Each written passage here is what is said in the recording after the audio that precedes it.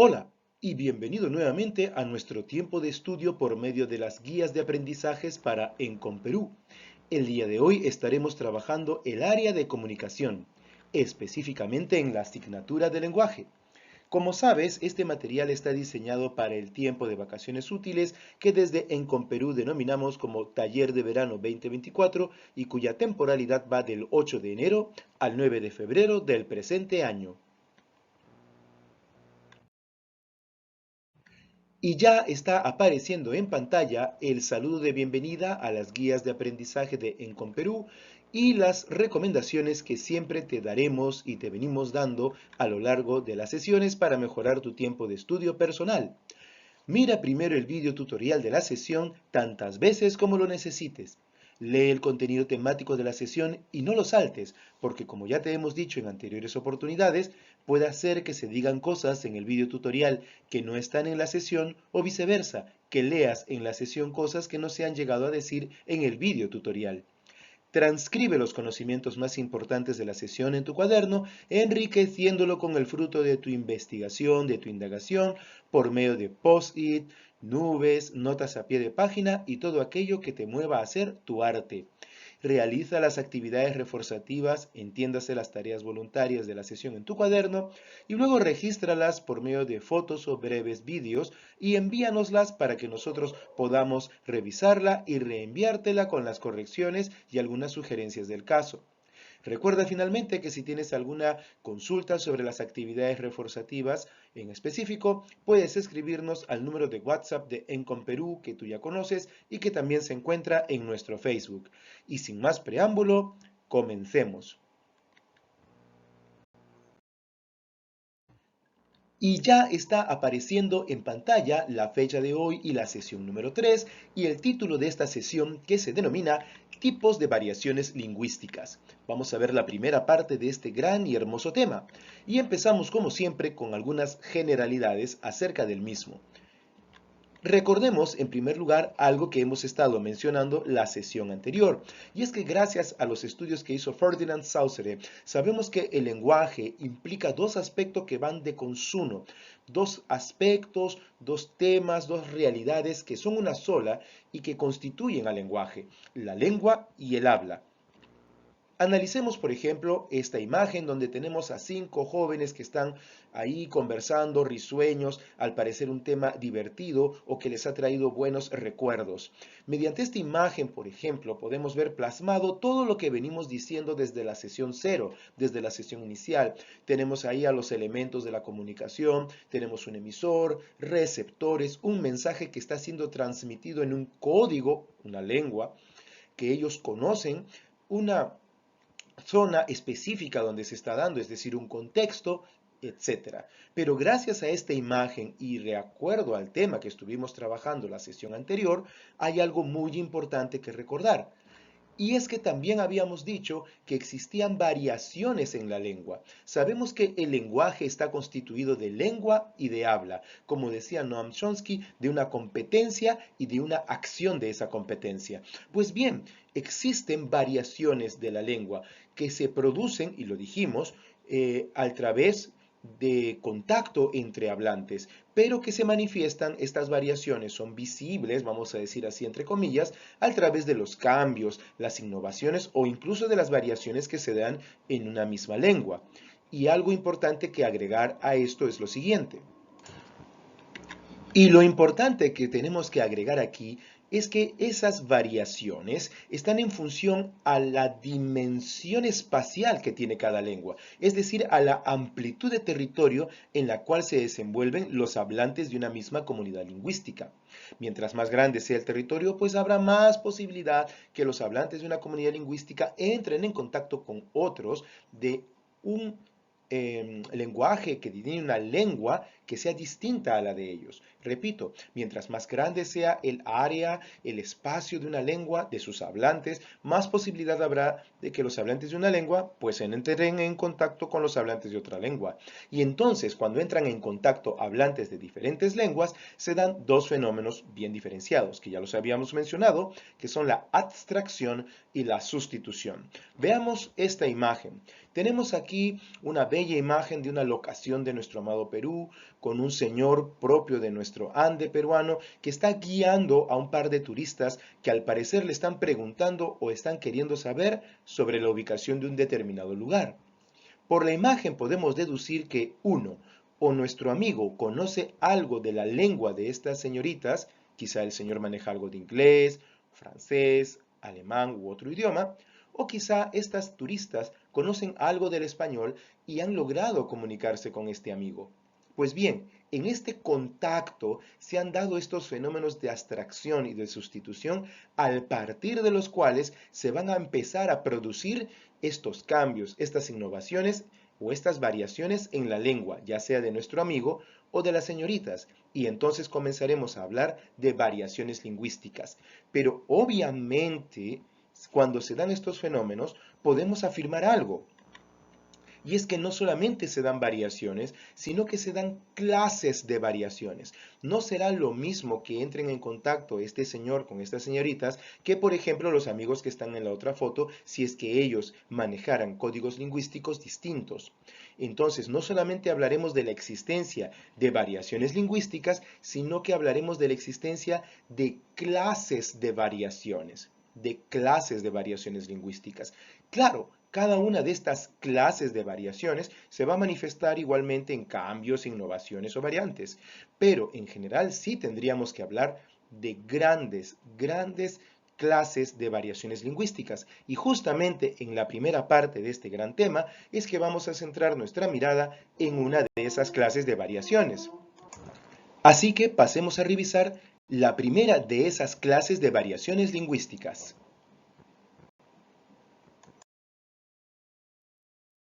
Bien, y ahora sí, entonces, comencemos a ver estas clases de variaciones, también llamadas categorías de las variaciones lingüísticas, de las variaciones del lenguaje. Te voy anticipando que son dos grandes categorías o clases de variaciones lingüísticas, y que en esta sesión nos vamos a centrar en una de ellas, y es la que ya tienes en pantalla. La denominada variación número 1, la variación dialectal, regional, geográfica o diatópica. Vamos a ver ahora algunas características de esta clase de variación y ya tenemos la primera en pantalla. A esta variación generalmente se le llama así de manera corta variación dialectal o variación del dialecto. Y se presume que es la variación que nace como resultado de la influencia del lugar donde vive el hablante sobre el hablante. Si por ejemplo yo hubiese nacido aquí en el Perú y de aquí tengo que viajar a los Estados Unidos, obviamente la forma de hablar de los norteamericanos influirá en mi forma de hablar y esto a la postre influirá en mi lengua. Si de Estados Unidos tengo que viajar a España y de ahí a Marruecos y de ahí a Francia y a otros lugares, todos estos lugares antes mencionados van a ejercer una influencia, su modo de hablar, su sintaxis, sus giros idiomáticos en general, todo va a influir en mi forma de hablar y esto a su vez influirá en mi lengua, generándose así los dialectos. Ahora bien, este tipo de variación, algo curioso, es que permite identificar rápidamente al lugar de procedencia de una persona. Si, por ejemplo, te topas con una persona que tiene un ceceo a la hora de hablar y que para decir sí dice vale, tú podrías rápidamente identificar que esa persona o es española o probablemente proviene de España o viene de viaje de España. Esto es muy importante cuando se trata de identificar, repito, el lugar de procedencia de un hablante. Sin embargo, hay que tener cuidado con algo. No confundamos nunca una variación dialectal, vale decir un dialecto, con un idioma, con una lengua. No son lo mismo. Pero sí hay que aclarar algo. A la postre, los dialectos terminan convirtiéndose en lenguas, pero durante el proceso de transformación o de conformación, puesto que son fenómenos abstractos y sociales, los dialectos deben considerarse como tales, como variaciones de una lengua original. Y esto lo vamos a ejemplificar a través de un pequeño cuadro. Y en ese pequeño cuadro vamos a empezar a analizar justamente nuestra lengua, el español. Comencemos. Como lengua base para estudiar, vamos a hablar de el español. El español sería la lengua que estamos tomando para analizar. Aunque no seamos conscientes de esto, pero el español ha generado dos dialectos. El español peninsular, que es la forma particular del español que hoy en día se habla en España y en algunas zonas, por ejemplo, de Portugal o de Marruecos, zonas límites cercanas con España, y el español americano, la forma del español que se habla en el continente americano.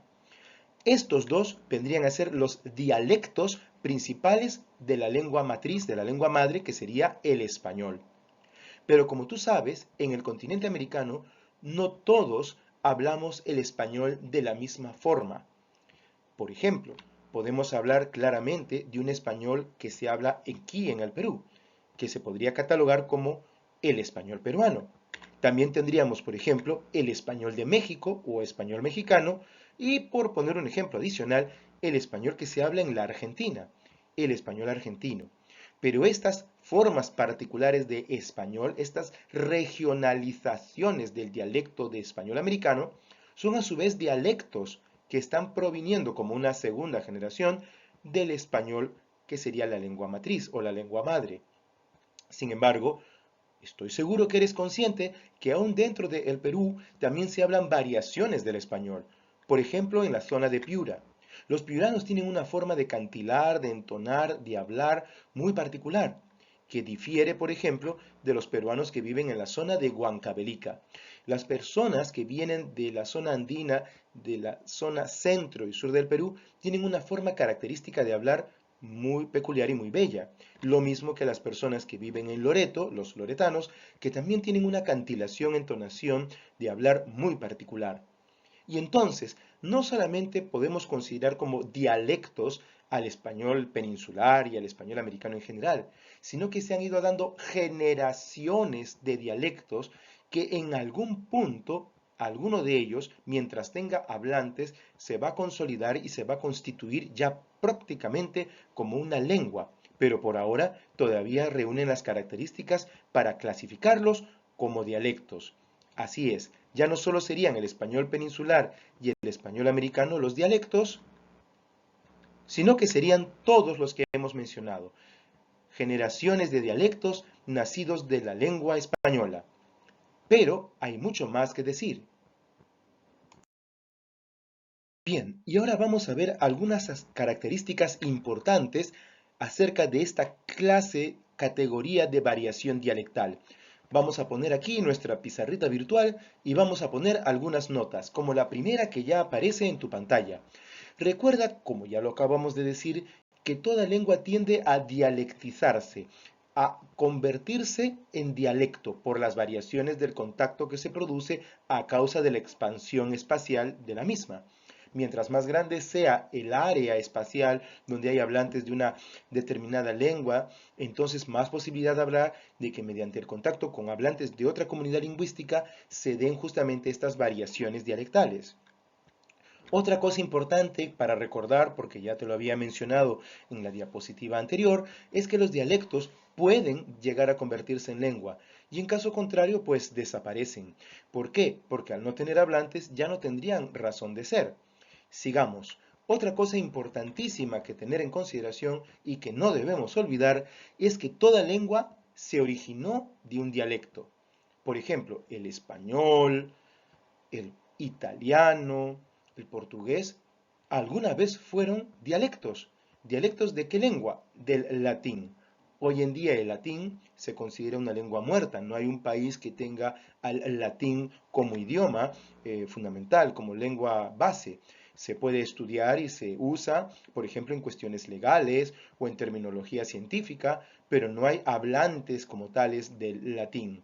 Sin embargo, vamos a decir que sus dialectos hijos, como el español, repito, el italiano, etcétera, se transformaron en lenguas y de ellos hoy en día estamos teniendo dialectos, como lo que vimos la diapositiva anterior.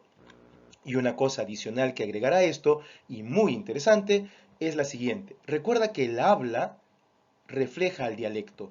Mi forma de hablar va a reflejar, a proyectar el dialecto que yo tengo. Mi dialecto va a reflejar a la lengua de donde proviene. y la lengua va a reflejar al lenguaje, porque como ya nos lo había dicho Ferdinand Saussure, la lengua más el habla, vamos a decir así, igual al lenguaje.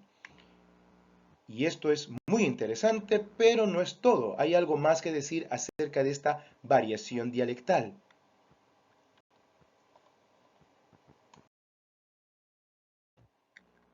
Bien, y ahora vamos a hablar algo muy especial y es la forma en que se manifiestan estas variaciones dialectales, estos dialectos. Vamos a ver algunas características, algunos aspectos por medio de los cuales se ponen de manifiesto estas variaciones dialectales. Y uno de esos aspectos, obviamente el que se puede esperar más directo, es el aspecto fonético, es decir, cuando hay una variación en la pronunciación y hasta en la entonación de las palabras de una determinada lengua. Si por ejemplo hablamos del español, el español va a tener diferentes formas de ser pronunciado y entonado por los hablantes de las comunidades lingüísticas en función a la zona de donde viven. Y vamos a poner un ejemplo. Aquí nomás, en el Perú, el autor Antonio Gálvez Ronceros, que ya lo tienes en pantalla, escribió en una de sus obras una conversación simulada, obviamente, de dos personas que son, de acuerdo a lo que escribió Antonio Gálvez Ronceros, de la zona de Chincha. Y quiero ponerte el texto que él construye en pantalla. La lectura de este texto podría parecernos mal escrita o mal pronunciada, pero la lectura de este texto refleja la variación dialectal de las personas en una zona específica de Chincha y que heredan ciertas características fonéticas incluso de sus ancestros de las zonas africanas que llegaron aquí al continente americano. Pues bien, vamos a dar lectura a este curioso párrafo. Y dice así: Comarita, comarita, usted grita si le empujo en este camino. No, compadre, no, si hasta ronca estoy. Esa curiosa forma de hablar de las personas de la zona de Chincha que Antonio Gálvez Ronceros duplicó en su obra, además de ser de repente muy curiosa, nos demuestra claramente cómo es la variación lingüística desde los aspectos fonéticos, generándose así ya prácticamente un dialecto en la zona de Chincha. Pero veamos otro aspecto importante también a tener en consideración y es el aspecto morfológico, cuando cambia la estructura de una palabra y se usan alomorfos dialectales, es decir, cuando hacemos pequeñas variaciones en una estructura escrita de la palabra y que a su vez nos va a llevar a una pronunciación ligeramente diferenciada. Por ejemplo, en el Perú podríamos decir, llego en un ratito. Esa expresión, llego en un ratito, con el diminutivo, llego en un ratito, sería una construcción peruana, casi un peruanismo. Pero veamos otra pronunciación. Oye, llego en un ratico. Ese ratico sería como una construcción característica, por ejemplo, de las personas de Venezuela. Entonces, no solamente las variaciones dialectales se pueden manifestar fonéticamente cuando pronunciamos o entonamos una palabra a la cual incluso le volamos, vamos a decir así, letras que pueden ser consonantes, vocales, sino también de la morfosis de la palabra, de su forma. Aquí hemos aplicado un diminutivo, pero desde una forma muy particular del Perú y desde una forma muy particular del dialecto que ya podríamos hablar que sería el venezolano. Pero sigamos.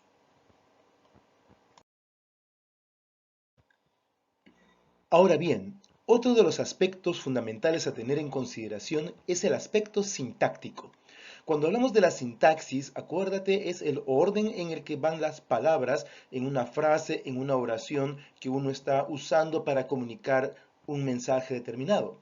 Entonces, cuando la disposición, el orden de estas palabras o componentes de una frase o oración varían, cambian de acuerdo al hábito que haya en la región de donde proviene el hablante, entonces diremos que ha habido una variación de aspecto sintáctico o una variación lingüística sintáctica. Veamos un ejemplo. El escritor Francisco Izquierdo Ríos, de aquí, peruano, que él era natural de San Martín, del departamento de San Martín, nos sugiere un diálogo simulado también de dos personas naturales de la zona de Iquitos. Ahí tenemos el diálogo y ahí tenemos al gran Francisco Izquierdo Ríos. Y vamos a dar lectura a este diálogo que, de manera similar al de Antonio Gálvez Ronceros, nos pone de manifiesto en este caso no tanto el aspecto fonético solamente, porque hay una cantilación característica de las personas loretanas, sino también el aspecto sintáctico, el cambio que ponen muchas veces al orden de las palabras en sus frases u oraciones. Escuchemos pues este diálogo simulado. Oe, ¿dónde le venden carne de monte? Del mercado su esquina, carne de monte, don Pedro le vende. Ahí tenemos una forma muy clara, muy didáctica de cómo Francisco Izquierdo Ríos nos demuestra el cambio, la variación sintáctica a la hora de comunicar un determinado mensaje. En este caso, dentro de la lengua española. También podríamos decir y asumir que la gente de Loreto, manteniendo esta variación sintáctica, tendría ya un dialecto propio, el dialecto loretano, que sería un dialecto del dialecto peruano, que sería un dialecto del español americano, que sería a su vez un dialecto de la lengua española. Pero avancemos. En el aspecto semántico, cuando escuchamos la palabra semántico, estamos hablando de la palabra latina sema, que quiere decir significado de la palabra.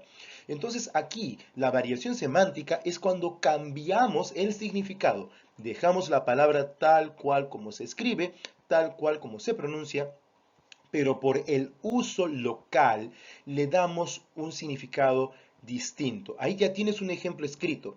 Pensemos en la palabra morder, morder una fruta, morder un pan o un perro que muerde a algo o a alguien, Dios no lo quiera, pero cuando hablamos de la palabra morder, de la acción y efecto de morder, en su participio, es decir, en su forma pasada, podríamos hablar específicamente de la palabra mordida. Y la palabra mordida significará algo muy distinto, por ejemplo, en Perú que en México. En el Perú se refiere a la acción y efecto de morder. Hey, le estoy dando una mordida a mi manzana. Pero en México se refiere a un soborno, a un acto delincuencial, al momento en que una persona le ofrece dinero a otra por favores, en particular en aspectos penitenciarios. Terrible, ¿verdad? Pero todo esto nos es un cuadro muy bello de cómo podemos identificar las variaciones semánticas dentro de un dialecto que ya es, vamos a decir así, fruto de las variaciones lingüísticas que se dieron alguna vez en el pasado en una determinada lengua, que sería en este caso nuestra lengua española. Pero sigamos.